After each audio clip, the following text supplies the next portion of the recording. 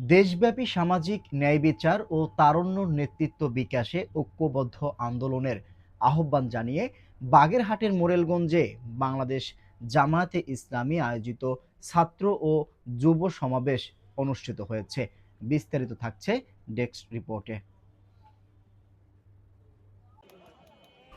তারুণ্যর রাজনৈতিক সচেতনতা বৃদ্ধি ও রাষ্ট্র সংস্কারে ভূমিকার আহ্বান জানিয়ে তারুণ্যর প্রথম ভোট দাঁড়িপাল্লার পক্ষে হোক, এই স্লোগানকে সামনে রেখে বাংলাদেশ জামায়াতে ইসলামী আয়োজিত ছাত্র ও যুব সমাবেশ অনুষ্ঠিত হয়েছে। 5 ডিসেম্বর শুক্রবার সকাল 9টায় মোরেলগঞ্জ উপজেলার আজিজিয়া স্কুল মাঠে অনুষ্ঠিত সমাবেশের সভাপতিত্ব করেন জামায়াতে ইসলামী মোরেলগঞ্জ উপজেলার আমির মাওলানা শাহাদত হোসাইন।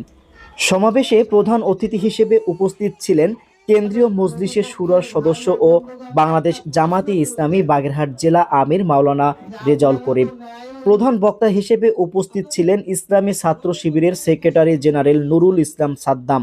এ সময় বক্তারা সমাবেশের মাধ্যমে তরুণ সমাজকে নৈতিক নেতৃত্ব ও ইসলামী মূল্যবোধের উদ্বুদ্ধ করার পাশাপাশি আগামী জাতীয় নির্বাচনকে সামনে রেখে সচেতন ভূমিকা পালনের আহ্বান জানায়।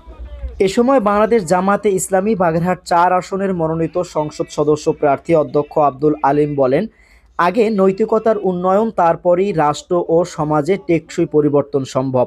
তরুণদের বিভ্রান্ত নয়, দায়িত্ববান নাগরিক হিসেবে গড়ে ওঠার জন্য এই ধরনের আয়োজন অত্যন্ত গুরুত্ব বহন করে।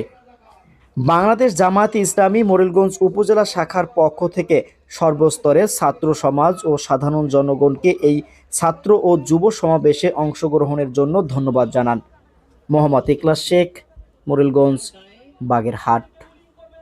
ইফটিজিং করবে না। আমরা দেখতে চাই এদেশের যুব শ্রেণী যারা বেকারত্বের অভিশাপের মধ্যে নিজেদেরকে নিমজ্জিত করে রেখেছে, এই যুব শ্রেণীর কর্মসংস্থান সৃষ্টি হবে, যুব শ্রেণীদের মধ্যে আত্মপ্রত্যয়ী দৃঢ় মনোভাব তৈরি হবে।